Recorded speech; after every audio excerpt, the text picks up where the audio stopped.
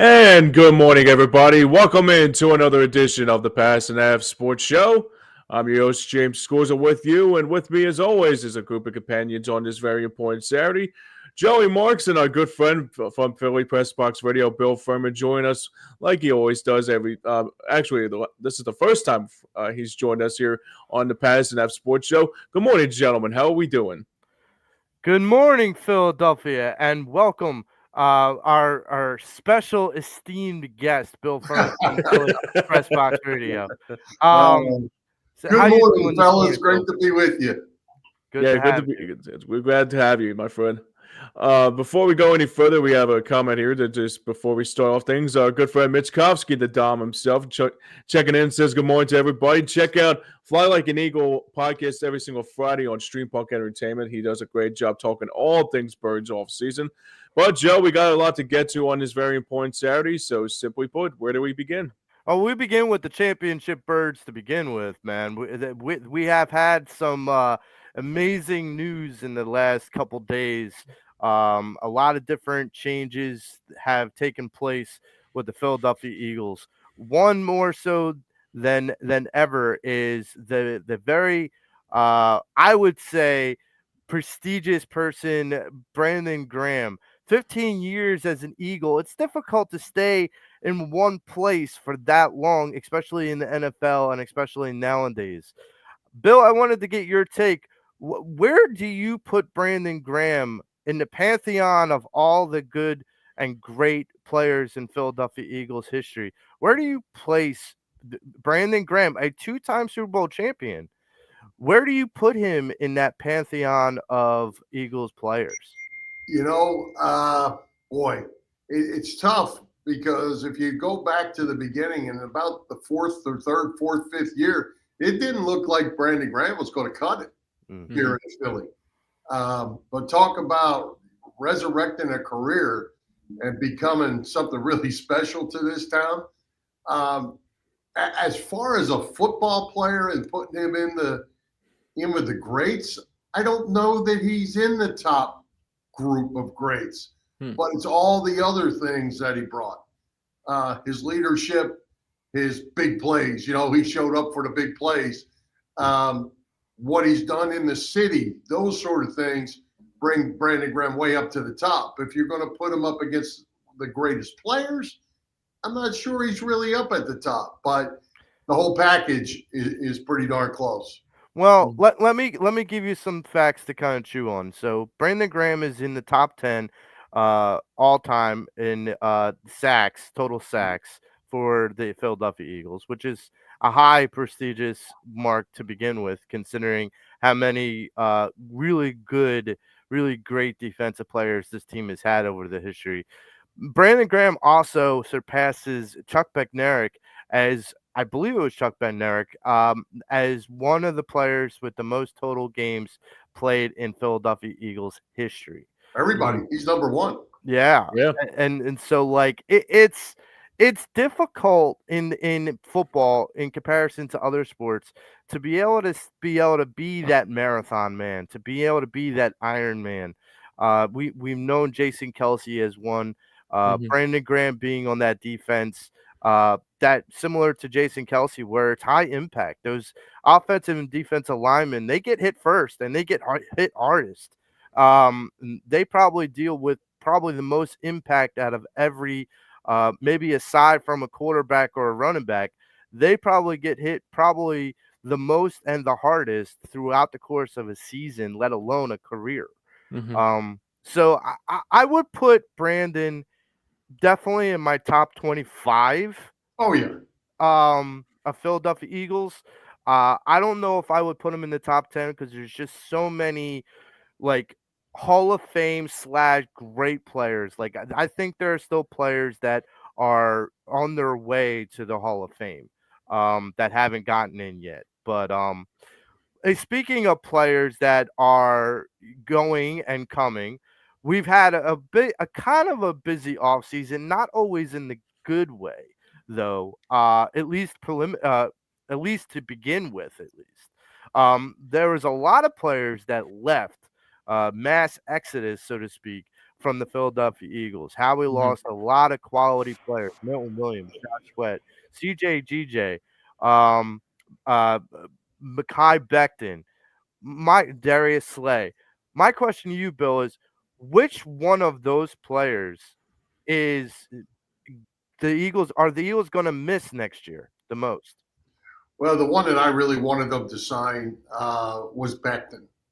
That for whatever reason, that right guard position is one that the Eagles feel like they could keep rotating. They've done that they had Brooks and they had Samoa and they've had Becton, and they keep plug and playing there, and it keeps working out for them. But he got a ton of money, and the Eagles, to your point of losing so many guys, I think they're being penalized for drafting so well. Those contracts, those rookie contracts, and all of a sudden you got to pay all these guys, and they can't all stay. Yeah. Right. Becton to me was one that I would really have liked to have seen. Milton Williams was my number 3 on the list. Josh Baum being number 1. Baum first, Becton second, Milton Williams third were my 3 that I hoped they would keep, and they only kept 1. Were you surprised that they traded CJ? Again, I think it's more of a salary dump type thing.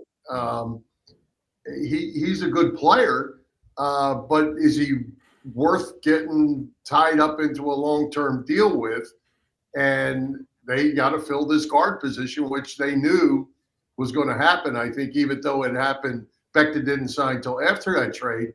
But they picked up Kenyon Green, who has terrible grades by Pro Football Focus, but he hadn't been to Stoutland U yet. So let's see how that works out.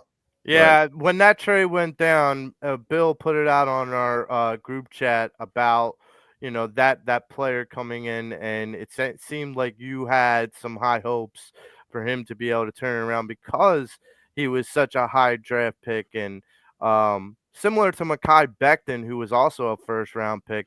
Yep. It's not without reason that Statland could get his hands on this guy and still make him a reclamation project. Right.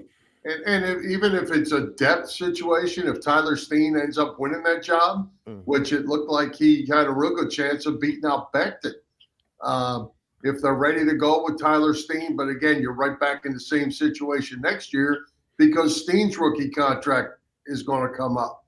And, who are you going to pay? It's a tough situation for the Eagles to have to jockey.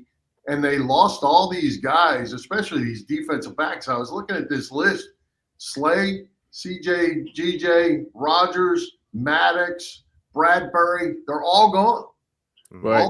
All the depth back there is gone, and they're going to try to fill that in with draft picks and these journeyman kind of one-year contract guys. It's a tough task, especially if you don't stay healthy.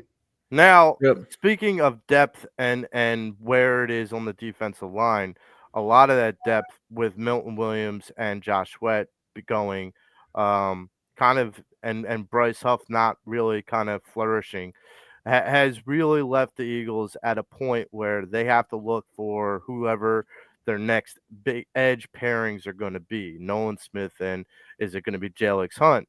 Or is it going to be their newest free agent that they signed, OG Alalori? I'm going to butcher his name. OG Alalori, I believe is the way you say it. Aguilar, you mean? Aguilar. Like I said, I was going to butcher the name. So 1 year, $4 million. You talked about this just a minute ago. Bringing in a journeyman, bringing in a guy. He's not necessarily a journeyman. He's still young, but he's a 1-year contract. He's a prove-it deal. My question to you, this guy has numbers that say that he's a stud, has a sack in every other game in his career. He's had injury problems, but I always go back to this. When we look at Landon Dickerson, when we drafted him, the reason why Landon fell to us the way that he did was because he had severe back injuries, and no one wanted a guard or an offensive lineman to begin with severe back injuries. And Landon has proven that despite that injury history, he's overcome and probably become one of the best interior offensive linemen that the Eagles have right now. So my question to you is, with this pickup, is this guy smoke and mirrors, or do you believe that this guy could be a certifiable stud? Well, I think he can be a certifiable stud, but I think if you go back to the beginning, your first name, I think you threw out there, first or second, is Bryce Huff. Mm. I think they got to get something out of him. There were times a little later in the season where he played better. He had trouble adjusting to the system that Vic Fangio put in, and it certainly slowed his development to the point that he was kind of a missing man for a long time. I expect Huff was a good player, and he was a good sign, and they paid a lot of money for him. They're not going to give up on him. I think he's going to have a huge off season. He's going to come in and have to be better acclimated to what they're doing. I think he is a key player. Jalix Hunt, you mentioned him too. What a find, at least so far he's been. Mm-hmm. Again, another one of those you hit gold with in the draft, and you got a good player there. So, but Bryce Huff is my guy that I want to see really step up and be the big difference there. The pickup from the Giants, I'm not even going to attempt his name. You did a good job with that, Joe, by the way. But I think he's a good player. Like you say, the numbers pan out for him. See how that goes. Yeah. Gotcha. Do you think that this team can, with all the holes and the people that have departed, Howie's going to have, I think the number I heard from Schefter was 20 picks in the next 2 seasons, 11 picks within the first 4 rounds of the next 2 years. So he's going to have picks. My question to you, at least in this upcoming draft, do you feel like Howie can fill those holes, at least to a point where it's not going to be the way that it was last year? But is he going to be able to do enough where maybe we're not the top defense, but we're still a top 5 defense? Well, see, I don't look at it as holes. I look at it as filling in more depth. They lost Sweat, but they have replacements. They lost Milt Williams. They've got a Jamu, who played really well when he played, maybe as good as Milt Williams. I think we all knew they were going to lose Josh Sweat. We all knew they were going to lose Darius Slay. I think they have players in place to replace those guys. That right guard position is the only guy on offense that changes. Right. It's the depth part. It's all those backups that left. When what's his name? The linebacker got hurt. Burke stepped in and played tremendous. Yeah. He's gone. Yeah. It's all those. You can't go through the NFL schedule and be healthy all the time. You have to have guys that can step in and play. And I think that's really where they're hurting more than the starters. I think the starters are pretty solid still. I don't call this a reset year like a lot of people want to. Right. And so like the one name that I feel like gets kind of like pushed underneath the surface, because I haven't heard a lot of it. And I get he's got his criticisms, but I feel like he's one of those guys that could have a breakout year next year because a lot is being asked of him, and that's Jordan Davis. I think that if we start to look at what Jordan Davis can really become, you got to think about it. He's a first round pick. This is a guy that had a high ceiling, and he knows that now more eyes are going to be looking at him. He's not going to be hidden behind Milton Williams. He's not going to be as much. He's going to be the guy that if he doesn't put up, he's going to be probably sent out. And that's just a fact. They're just going to let the clock run out on him. So can you give me your evaluation on your opinion on Jordan Davis and what you think we can expect from him next season? It's a contract year for Jordan Davis. And as you said, he's going to have to show out or go out. And he might go out even if he does show out, depending on how much they're going to have to pay him. Mhm. I think he's a solid player. I don't know that he's ever really been in enough shape to play the amount of downs that they probably needed him to. But again, the Eagles like to rotate a lot. So I think he can be the real deal. He's got all the talent, but I don't think he has reached the level they were expecting him to, at least this early in his career. Right. I'm 100% with you. It's show out or go out for him. Yeah. Definitely. So my next question is, speaking of next year, so many people, so many rosters are changing over, and making a lot of big splashes in free agency. My question to you is, which team do you think is going to be the biggest threat in the NFC to the Eagles? Well, I'm going to cop out on you a little bit here and say let's see what the draft brings. Right. Bringing guys in, big names in, and trying to plug them into a spot here and a spot there, I don't think that's the answer anymore. I think the Eagles are leaps and bounds ahead of everybody in the NFC as it is, even with their losses. Again, injuries obviously are critical. But the Lions, for one, have lost a lot of guys. I don't know they've brought a lot of guys in. They looked like they were a team that was really for real. They got just crushed with injuries. Minnesota looks like they've made some good moves, but they're going to go, it looks like, with J.J. McCarthy at quarterback. So you're starting with basically a rookie in that situation. So I'm not sure how that's going to work out. I'm not a huge McCarthy guy myself, but they're certainly going to hang their hat on him. Green Bay, Washington, they helped themselves a lot with the draft. Played good ball. I don't know that they're a Super Bowl team. They got a long way to go, but they've added a lot of pretty good pieces. Yeah, and unfortunately with the Commanders, they've given up a lot of picks to kind of make some of the deals that they've had to make. Maybe they see it as strike while the iron's hot, kind of thing. With Larry Tunsil trade and other trades. Like some of the draft picks that they gave up. Whether or not that they can still kind of make it work, we'll see. But Bill, you live in Florida, so I'll ask this as one of our sponsors. You like playing golf, right? Yeah, a little bit. Okay, well, we got the right sponsor for you. A PGA Tour Superstore. You can get everything officially licensed by the PGA Tour. Get all your golf clubs and all your memorabilia right from there. Tell them more about it, James.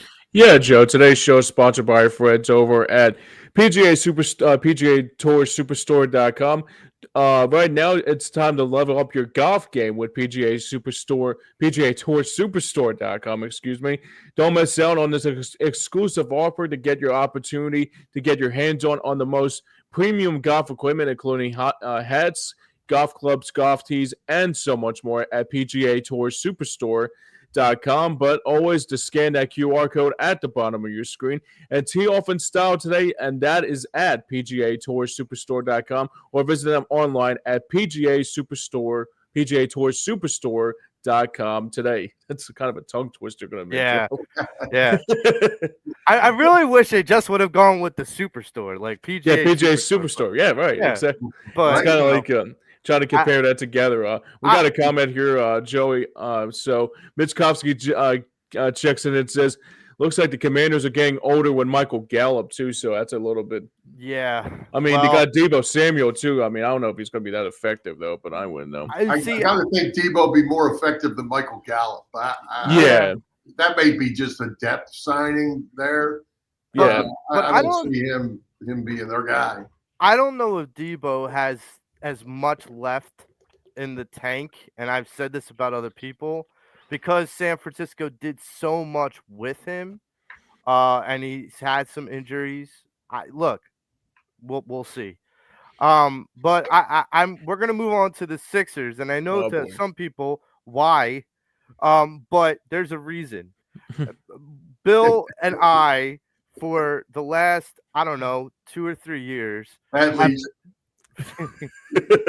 have been in a text war words about the Sixers. And I did this a couple of weeks ago when we had Mike Laura on, and I am not one of these fly by night, sports analysts where I'm going to stick to my take and I'm not going to admit when I'm wrong and all of this. Look, when I'm wrong, I own it, because when I'm right, I also own it. And so I got to sit here and I got to do a big mea culpa to Bill, because for the longest time, Bill has been trying to open my eyes, no pun intended, open my eyes to Joel Embiid and the ineptitude that is Joel Embiid. And I would go back and forth like, Bill, you're nuts. Like, what are you doing down there? And like, I have to say, you were absolutely right. There was and I want to get into this, like, with Joel Embiid. My first question to you is about Joel. Like, who is more responsible for Joel's lack of, I guess, star talent? Like, this guy went from MVP to not sure if he'll ever play again. That's not falling from grace. That's getting your wings shot out. Like, and you may never have seen him as that star, and that's fine. But my question to you is, who is more responsible? Is it the ownership, the management, or is it Joel himself? Well, first of all, I wish I was wrong on this, Joe, back when we were debating it, because I want the Sixers to be successful.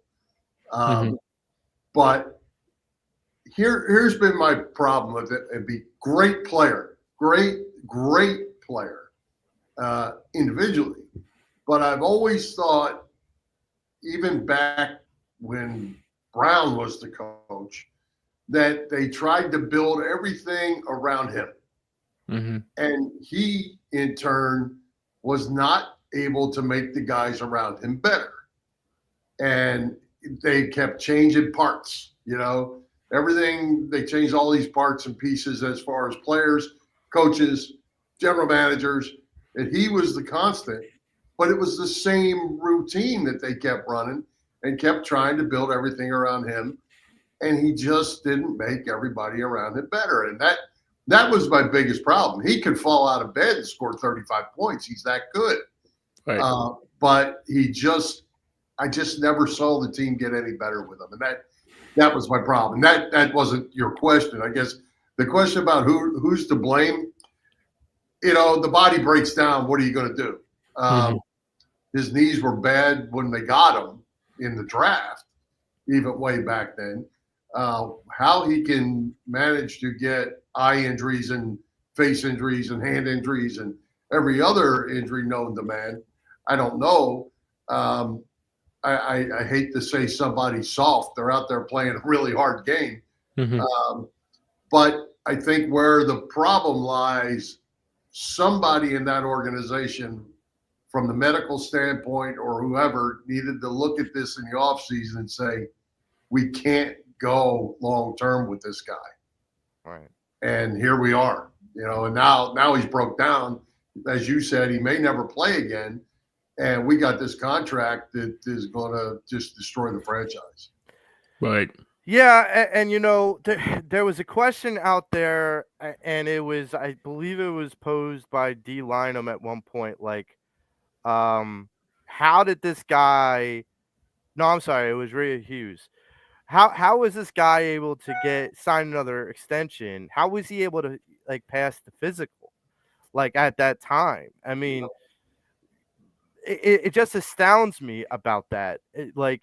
Not only do you re-sign or extend a guy that, I get it, you want to have him in Sixer, uniform for the rest of his remainder of his career, but you don't know, even because of his injuries, you don't even know how long that career is going to be. I mean, this could be that there's no definitive understanding of how to fix him at this point.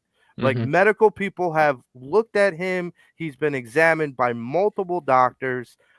Surgery or not the surgery, that is the question. I'm not trying to be Shakespearean, but still, the idea that this guy is just, I don't know if there's any, I don't know if he can play at an elite level, even if he were to come back again. I think he's going to be a guy that's going to be paid like a major player, but not be able to give you the results of a major player. Do you agree with that? Yeah, I think you have to at this point until he can prove us otherwise. I think that's something that kind of I probably had to go back and look at the dates to really be sure I'm saying the right thing here. But I think he surprised everyone when he went to the Olympics, and he played so well. And we knew he would play well. He's that good a player, but he looked like he played healthy for the most part. And, there was talk, well, he may sit out, he may not. Well, he played. And he played every game, and he played really well. And then a week later, he can't show up for his team. And that troubled me more than anything. And now all of a sudden he's hurt, and now he's had a season of hurt. And that's, I think, when you start questioning the player. And I don't usually like to question the players a lot because it's hard to get where they got to, and usually they're there to be successful, but it certainly brings some questions. And you talk about responsibility of the player, and I brought this up last week, and the part of this that kind of, I guess, irritates me more is that when you have that amount of money, and I get it, your body is your body, but when you have that amount of money being thrown at you, and your job is to perform. Someone like LeBron James, and I'm not a big LeBron James fan, but I respect how he conducts his business, because for whatever amount of money he makes, the ungodly amount of money he makes in his career, he throws a lot of it at taking care of himself, taking care of his body, whether it's nutrition, cryogenics, whatever. My feeling is, if Embiid is the guy, the frustration that I have is that Embiid never took that path. That I always expected him to be like, okay, I finally got the max contract. All right, now I'm gonna invest in making my body last longer, because he does play a physical game. He does play a game where he flops around the court and he tries to play hustle, and I could appreciate that. But as a 7'2", 300-pound guy, you have to also know that that's going to take a toll on your body. And honestly, I just never quite understood why he never threw more money into taking care of his body. And I got to ask, Bill, you've seen a lot of big guys, centers in this league come and go. Is this a guy that is just, a guy that could have chose to take better care of his body and had a more longevity of a career? Or is this a guy that just got coddled too much by management and decided that I don't need to try hard to take care of my body because they're still going to pay me? Wow, that's a loaded question. Because again, I don't like to criticize players that because I know how hard it is to get there. It certainly looks like what you're saying, that he didn't take care of himself. I don't know if he does or he doesn't. By the way, LeBron James is a freak. He's 40-something years old and he plays like he's 20. But I think probably if you go back and look at his whole career, Joel Embiid was probably damaged goods when they got him. Way back, he sat out his first year because he was injured. He was probably never really right to play in this league for a long time. The guy that comes to my mind is Bill Walton. I don't know if you guys saw Bill Walton play when he he came out of college, he was just fantastic. But he always had bad knees, and he had bad feet, and he won a championship early in his career, but then he started to break down, and he still had a nice solid career, but he was a guy that looked like he could be, a record-setting type player, and he was in college, but his body just couldn't handle being 7 foot tall, 6'11", and taking the pounding it got. And Joel reminds me a lot of that, except Walton always tried to get back out on the court, and I'm not sure we see that from Joel. Right. Now, so my next question it's real simple. Is this team now, knowing what we know about Embiid, knowing what we know potentially about Paul George not working out either quite as well as we thought he would have, is this team back in rebuild mode? Or do you think that next season you could see this team have a resurgence? This team stinks. Really, I mean, this team stinks. You're not wrong, dude. I mean, even if they're healthy, I mean, if the three of them were healthy, Maxey, George, and Embiid were healthy and could go 60, 65 games, they might be okay. That's not going to happen. And they need to blow it all up, and whether you try to keep Maxey and build around him, I mean, he's a good player too. I'm not sure he's a franchise player at this point. You're stuck with the Embiid contract. You're probably stuck with the George contract. They're in big trouble. Yeah. I brought it up last week. It's we had Joe Sullivan on, and one of the things that he said is, he thought that they could trade both Paul George and Joel Embiid, and I said, it's difficult for a GM to trade one max contract player in an offseason. It's difficult. It's not always easy, because you can't just say, "Oh, I'm trading him." You got to find a dance partner. Right. But it's difficult to trade one max guy. It would almost be insurmountable to trade two in the same offseason. Absolutely. So for me, it's my next question, and you brought it up, you alluded to it. Do you try and trade Maxey in the offseason? I don't think so. He's a young guy. He keeps getting better. He's tried to carry this team with a little support that he's had. I would say no. I mean, he's got a chance to be an all-star for a long time, I think, in this league. He's still so young. Right. I would not trade him. And I don't know that they can trade either of the other two. Yeah.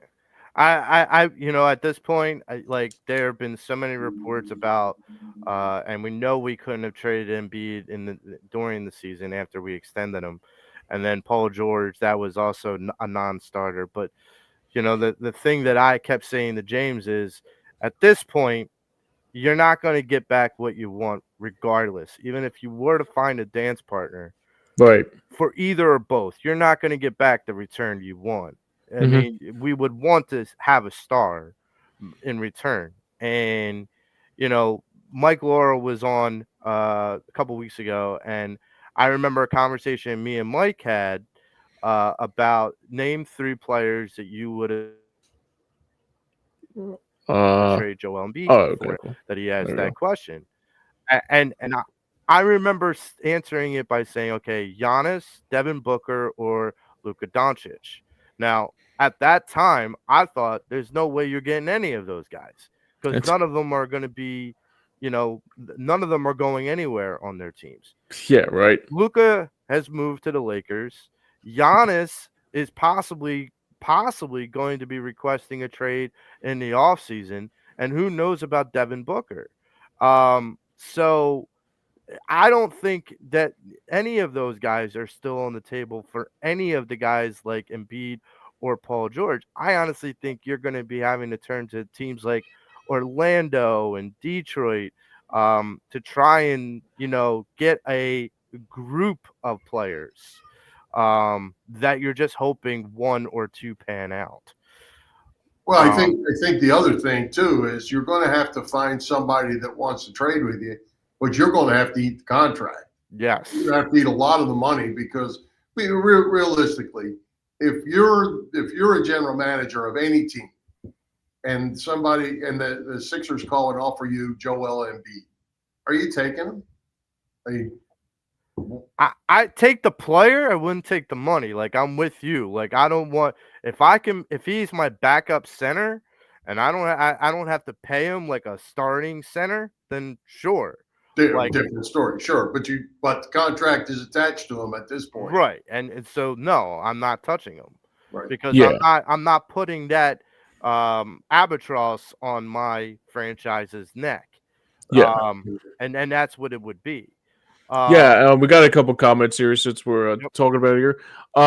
Mitch Kovsky again checks in. It says Maxey may request a trade, and also says you can also have to build around Maxey and McCain. That's a very good point by by Mitch too. He actually also said he would not be surprised if the Sixers run it back next year and Paul George impossible to trade because of that big contract too. I think the biggest thing that the Sixers have to be concerned about, and I believe it's already happening, it's already in play, is they've lost the fan base. Yes. Yeah, definitely. Yeah, the fan base has been put up with this for 10 years now, and we're pretty supportive. Then the GM comes out and blames, kind of made it sound like he's blaming the fans. Nah, bad choice. Bad theory. Easy go. Look, I don't have sight, but like when my general manager sits there, if you squint hard enough, you could see a playoff team. And he says that a couple weeks ago. I literally go, I have visually impaired friends that can't squint hard enough to see this team as a playoff team. No. You kidding me? Listen, there are certain things you can. My dad used to say you can BS a lot of people, but you can't BS a BSer. Like, you just can't. Yep. That's and true. So like this guy is just selling you snake oil at this point. and I don't no one's buying it anymore. Like, that's the difference. And that's why it's the mea culpa with both Bill and with Mike, because I'm like, okay, I was duped. Not once, but twice. Like, once with Ben Simmons and once with Joel Embiid. Like, the whole process was a fraud. Yeah. And I have to say it that outwardly, even though some people like Bill and like Mike kind of saw it for what it was years ago. I wanted to believe, like, okay, these guys are here. And I get it. Bill's a fan. So, of course, fans want to see their team succeed. But when you start to see like there's no other kinder way of putting it, criminals coming in and like making you feel like this is what it is. It's gold and it's really lead. Like, it's not. It's lead painted with gold paint. It's not gold. And so like that's really the bag of goods we've been kind of sold. And then I'm a part of the mayor's office here in Philadelphia. And then we have the fiasco with the arena. And at the end, I was asked the opinion by the budgeting committee what I thought, because they know I have a sports podcast, and they were off the record just asking me what I thought. I said, it's a money grab. That's all it was a money grab. That's all it was. It was an elongated runaround that the city of Philadelphia was thrown into just for the Sixers ownership to have a money grab. That's it. And Bobby checks in, and it's a very good point by you too. I showed it before we went into the next question here. It says Sixers organization was more worried about building a new arena, and it sure as hell wouldn't be paying an arm and a leg to pay to attend those games. No thanks. And thanks again for chiming in, Bobby. I really do appreciate it, brother. I think one thing, Joe and James, that I think is interesting in this whole Sixers thing, and your comments, and I fully agree with them all, and the comments from the listeners, the culture of the Sixers Yeah. seems to be a problem. You look at the culture of the Eagles, we've been talking about that and Jeffrey Lurie and what he's done for all these years, and even the Phillies under their ownership. Everybody seems to want to come here and be part of the culture. The Sixers, no one believes in the culture. The fans don't believe it, as the comment right there from Bobby and the whole money grab for the arena. Sure, yeah. No one wants to play here for that organization, and I think that is a huge thing. And it took Jeff Lurie probably a long time to really get that whole thing going. It's not just a matter of winning Super Bowls, because it started with Andy Reid back, when he was the head coach. And Philadelphia became a good place to play, and it's really hit kind of the top now with Howie and Nick Sirianni that people want to come play here. I think that's a big thing that goes back to me saying about losing the fan base. Yeah. The fan base doesn't trust the culture that this organization is trying to sell. Well, going from losers to potential winners, let's switch gears. But before we do, this Thursday is opening day for your Philadelphia Phillies. If you want tickets, we got you hooked up. GameTime.co, where you can get great, inexpensive tickets same day. Get the app, go online, see the view from your seat, and get discounts all day, every day. Good. Tell them more about it, James. For sure, Joe. Today's show is sponsored by our friends over at GameTime.co. Calling all busy Phillies sports fans and Phillies fans. Need tickets last minute? GameTime.co has got you covered for all your Phillies tickets. You can check out your seat view before you can buy and can snag on great discounts and so much more with GameTime.co. But remember to scan that QR code or visit them online at GameTime.co. I think it's .com or .co. I was going to say .co. Okay. GameTime.co, and that's a proud sponsor to the Philadelphia Phillies. Like I said, visit them online right there at the bottom of the top of the screen next to Kyle Schwarber. That's at GameTime.co, and let's go Phillies. 5 more days away, my friends. 5 more days away. Can you believe it? We made it. Here's the thing. So I'm going to put you, Bill, in the position of Rob Thompson. You get to set your opening day lineup. Who do you have as your opening day lineup? Well, I think it's pretty much going to be the same as it was last year. Whether it's Schwarber at the top or Turner at the top, I think you're going to go with the same 8. You're going to put Kepler in there. It looks like they're going to give him every opportunity to be the starting left fielder. Kepler's a .237 career hitter. Got to be a little careful with that. They brought him in pretty much and handed him the job. Rojas is a little banged up. I'm not sure Rojas comes north. When it's all said and done. Well, we're going to see how that plays out. But I think you're going to see, if you go with Schwarber at the top, it'll be Schwarber, Turner, Harper, Castellanos, maybe Stott, Bohm. It's going to be lefty-righty all the way through. And if they go the other way and they start out with Turner at the top, then I think you see Harper in the 2 spot, probably Bohm in the 3, Schwarber 4, Castellanos 5. And work it that way. But I think you're not going to see Schwarber and Harper lefty back to back. They're going to always have somebody in between them. Gotcha. And we're going to get into that a little bit more. But before we do, I wanted to ask you if that's the case, just this roster in particular, but even if that's the case, that the lineup and that stays the same pretty much as it did last year, do you think that this team, as currently built, is a World Series contender? They better be, because they're going to blow it up. The window is here. I think if they don't win this year, they got contract issues with some guys. I don't see them extending some people unless they win. They may not extend people if they do win. My biggest concern right now is still the bullpen. The everyday players The thing that frustrates me the most about this team, and I like this team for the most part, is you cannot go up there all season long and swing for long balls, and you don't know how to play small ball, and you don't know how to drive in runs when you gotta have them in the playoffs. Frustrates the heck out of me.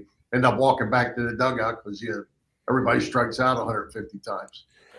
And that's what I got to ask you, Bill, is when you brought up about lefty, like I'm not old enough to know or remember much about Tony Gwynn, and some of like the really good hitters that doesn't matter like what pitcher, if it's a lefty or a righty, he knows how to adjust himself at the plate to be an effective hitter.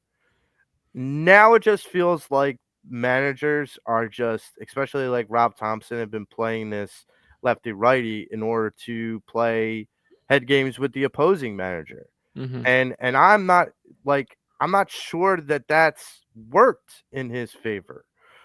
My question to you is, has that gotten too out of hand with these hitters? If someone like Brandon Marsh, who can't hit off of lefties, that's a problem. That means like 10, 20, 15, 20 years ago, that guy may not have made the majors because he can't hit lefties. My question to you is that something that is being overthought of and overdone? Because for me, that's where I kind of go sideways with the lineups.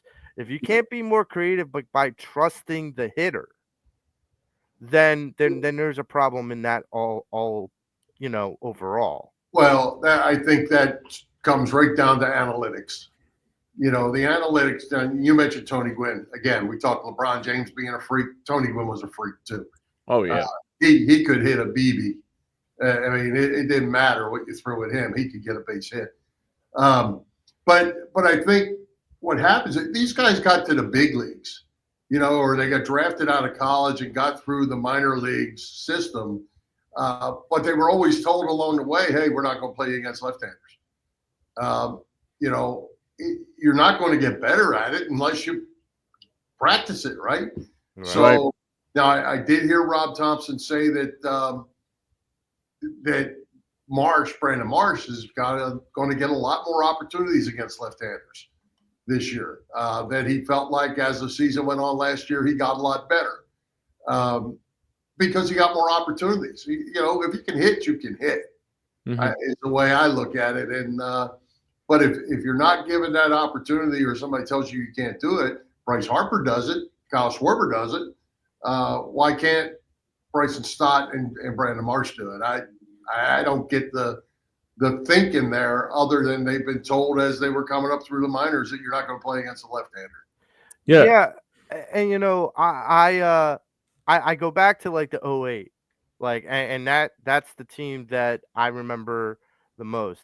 You from 06 to 08, maybe even from 06 to 2010, that lineup rarely ever changed. Yeah, you would have like the occasional, Hunter Pence or a Raul Ibanez or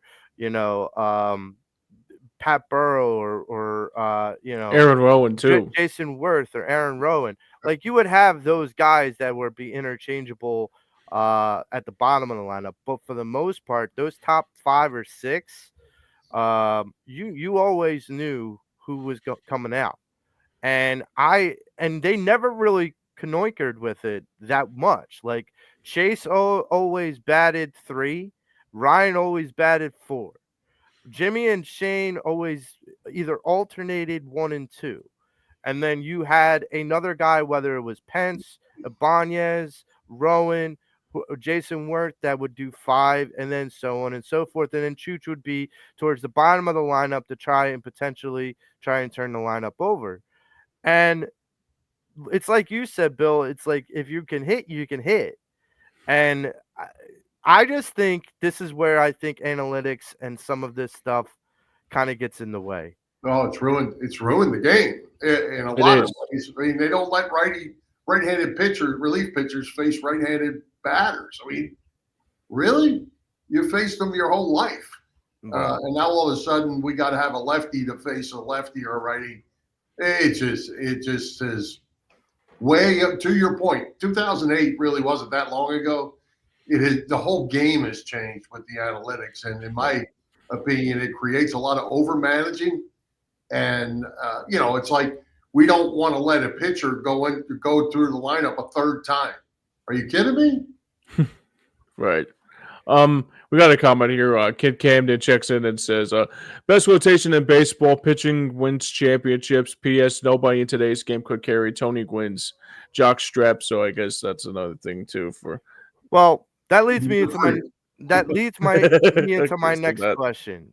This pitching rotation, and we had the news this past week about Ranger and going down with a bit of back tightness or soreness, whichever they're defining it as.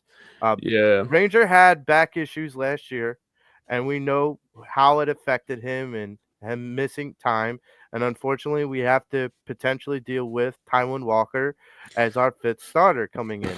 But aside from that, let's put that aside, because we also know that there's a horse that's coming up from in June or July that is going to mitigate that conversation completely in Andrew Painter.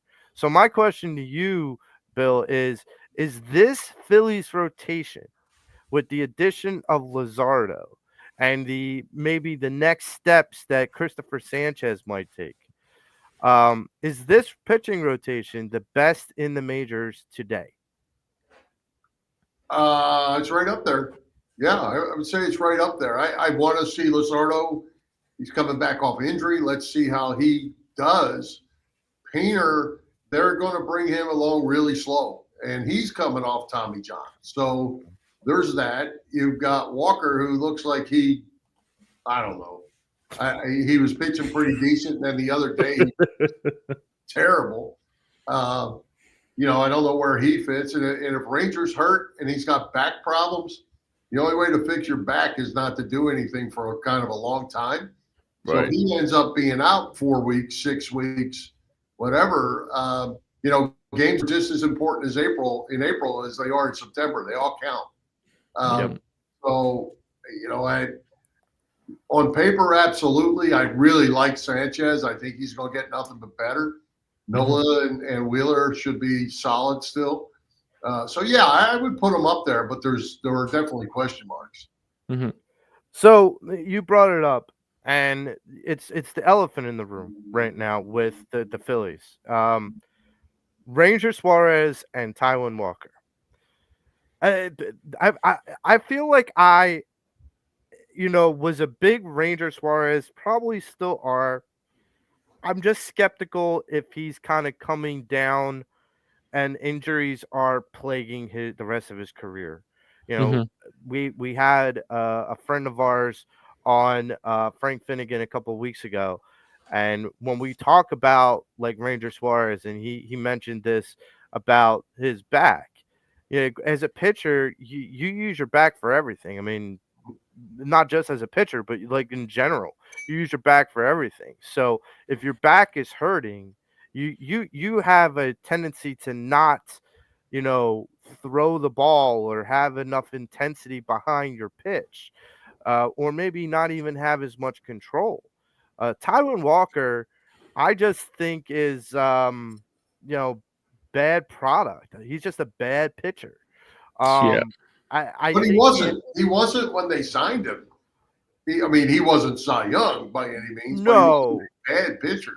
No, he wasn't bad when they signed him. I guess that'll be the question: is A, what do you do with Ranger and Taijuan if you're the Phillies, and B, what went wrong? We know that it was what went wrong for Ranger. What went wrong with Taijuan that he has gone from this adequate, average, good pitcher to no one would want him as their fifth or sixth starter. Yeah. Well, I think last year he hopefully it's not carrying over to this year. But watching that game the other day, but he just lost complete confidence in himself to the point he couldn't throw strikes. you're worried so much about the ball getting hit that you can't throw the ball over the plate. And I think he mentally got wrecked last year. That's why I kind of had a little bit of high hopes that he might come back this year. He hasn't thrown the ball bad this spring until the other day when he couldn't keep the ball in the park. So I would still hope there's a spot there, even if it's just to fill in for a while. If Suarez does come back or has to go out with an injury, or Painter does come up, I hope there's a chance that he can at least get some outs for them. Would you move either Ranger or Tywin, especially when Painter comes up? Would you move either of those or both of those pitchers to the bullpen? Oh, absolutely. I mean, Walker definitely. But if Ranger can't go, yeah, I might move them both, actually. If I had Painter, then I knew he could be reliable. Right. Because I remember when Ranger first came up, he was coming out of the bullpen. And he was actually pretty good. And I have to ask, there are some anomalies. Like Christopher Sanchez has proven that he can be stretched out, going from a long reliever to now a starting pitcher. This notion of, and maybe it's not a current notion, maybe it's not a recent one, maybe it's always been the way. So you'll have to help me to better understand that if it has. But this notion of taking these long relievers or these middle relievers and, stretching them out to become starting pitchers. I mean, the one pitcher that the Mets picked up in the offseason used to be the Yankees closer. That now he'll be a starting pitcher. I mean, is this healthy for those pitchers?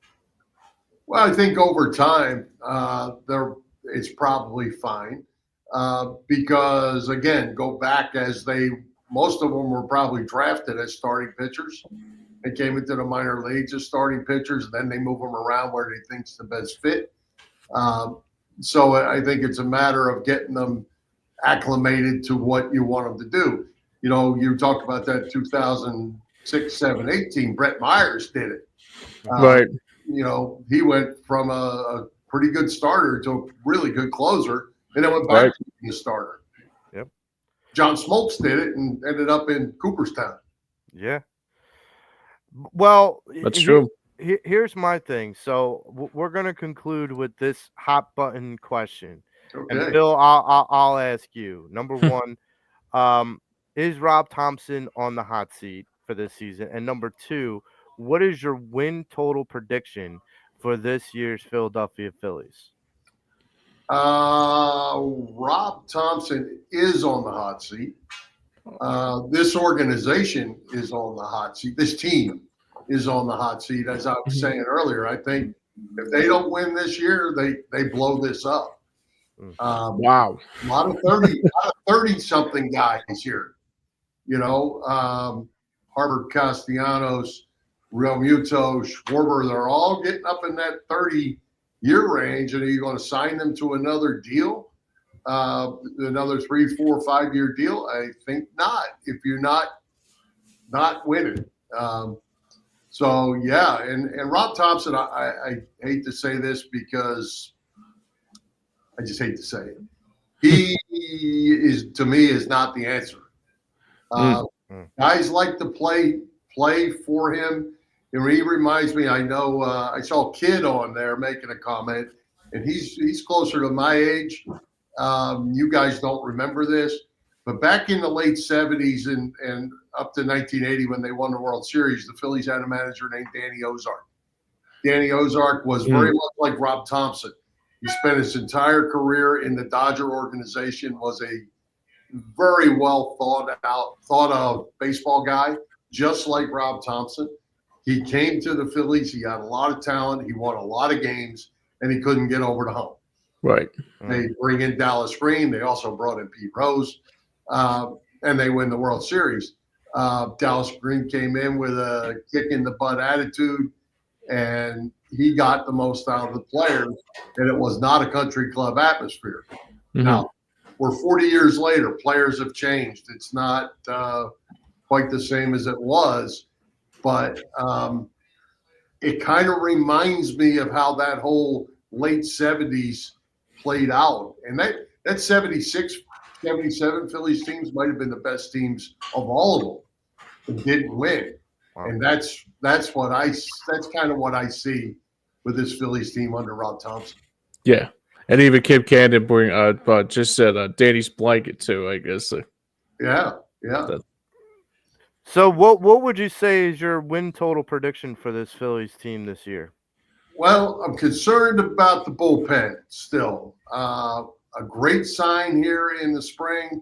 I want to see it when it gets into the regular season. It's Jose Alvarado. He's been ridiculous in the spring. Can he throw strikes when the lights go on? Because that has been a problem. Right. I'm not sure they're as good in the bullpen without Hoffman. They've added Romano. I'm going to say, and I may change this when we do our Philly Pressbox one, and actually it's this week. I'm going to say somewhere around 90. Okay. Wow. Okay. Well, I mean, 90 wins could potentially get you the division. There's going to be 3 horses for sure that are going to be vying for this division, and we all know that winning the division could potentially get you 2 out of the 3 division winners get a bye in the postseason. So that's always an up and down thing, a controversial conversation, because the teams that get a bye don't always fare well in the playoffs. It hasn't worked out well recently. No. Yeah, you can have some outliers like the Dodgers this year and the Astros 2 years ago, 2 or 3 years ago. So yeah, there's some outliers, but for the vast majority of the time, it hasn't worked out well. So we're going to see. For me, it's I'm around this. I'm flirting around the same notion, around 90 to 92 wins. James, I think you said you're flirting around the same number. Yeah.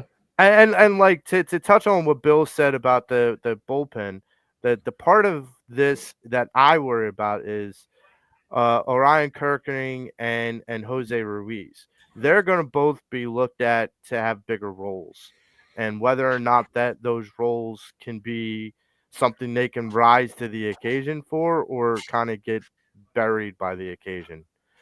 So let me ask you this, guys. Do you feel like the fact that Rob Thompson really doesn't have roles for these relievers, do you like that or not like that? I mean, you might see Strahm pitch the 9th, and you might see him pitch the 6th. What do you think about that? Personally, I'd rather see him slot them, as best he can. I go back to what I said earlier about like the 06 to 08, 010, like 2010. I knew about the lineup. I knew also about the bullpen, like Mad Dog coming out for like the 7 or 8. JC Romero is your left-handed, specialist. Yeah, Chad Durbin to come in that if you needed to pick out something. JD Dirt, some of these guys I like, but you always knew you had Brad Lidge at that closer role.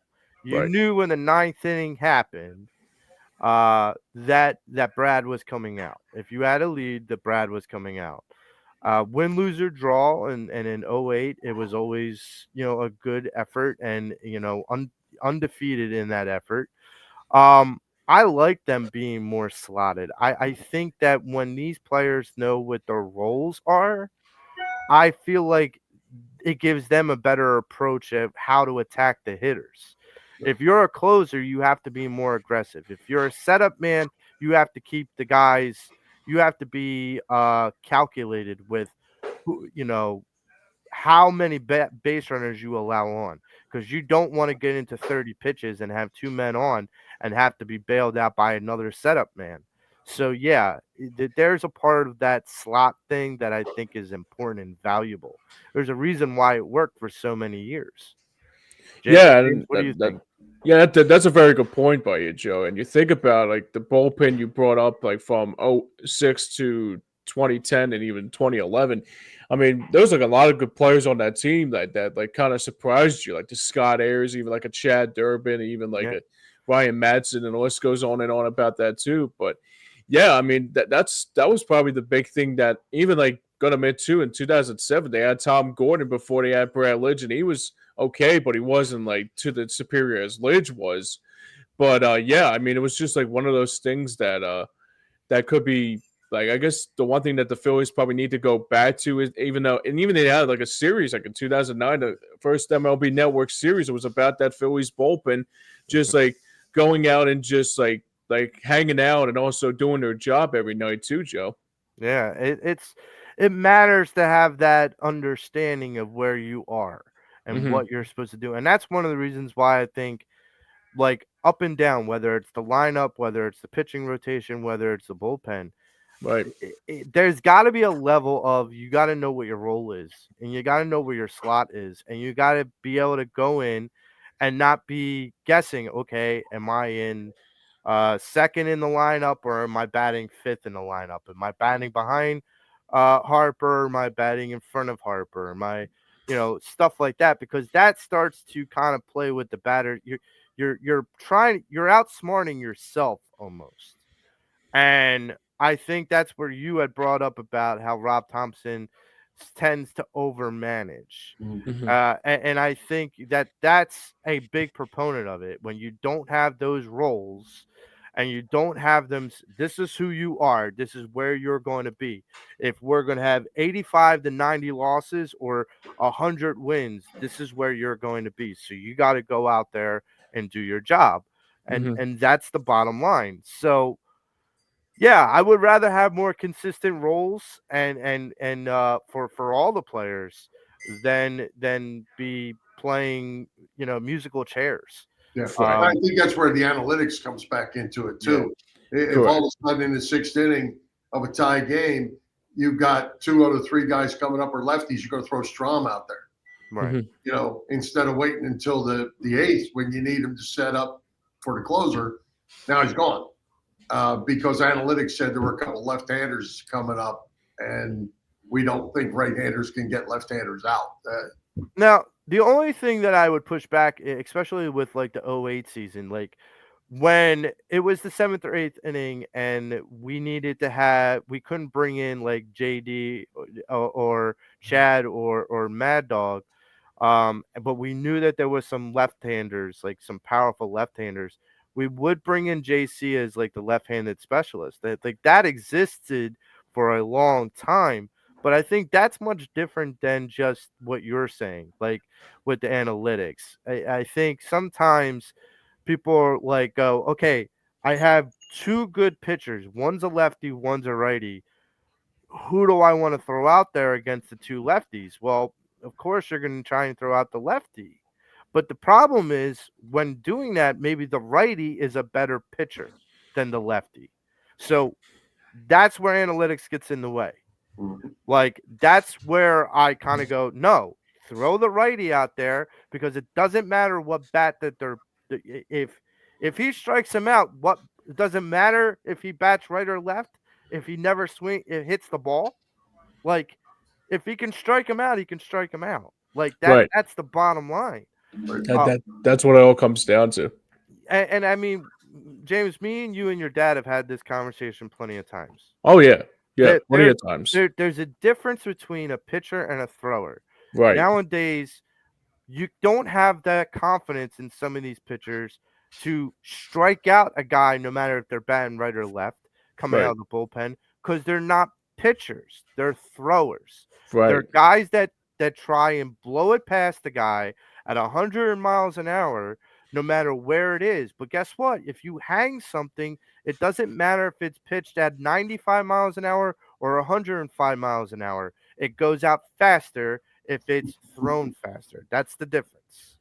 That's all it comes down to. It's not about location anymore. It's about how you can throw the ball now too. I How mean, back fast? in the day, I mean, you would think about it too. Speaking of location, like Brad Lidge, like throwing that slider and Yep. just like it's coming, and then like they get you caught. like single-handedly. But that's the thing that was different about baseball, and it's hard to believe that now, like you think about it, it's a different kind of game now than it was a few years ago. Well, we're gonna wrap it up for today. Bill, I want to say thank you to our special guest, Bill Furman, for coming on and talking some Philly sports. Bill, where can people listen to Philly Pressbox Radio, and where can people find you? Wednesday night, 7 p.m., Philly Pressbox Radio. You can check us out on YouTube or on our Facebook page. And we are part of the STT Sports Network. You can check us out on their site as well. So stop by and check us out. We had Chris Wheeler with us this week, and Scott Fransky will be with us next week. Nice. Awesome. I want to say thank you to James for being an excellent producer. I want to also thank everybody that checked in on the chat board, everyone who's watching. Thank you for joining us. For Bill Furman, for James Scorza, I'm Joe Marks. This is the Patterson Ave Sports Show. Let's go Phils, opening day in 5 days. Let's do it.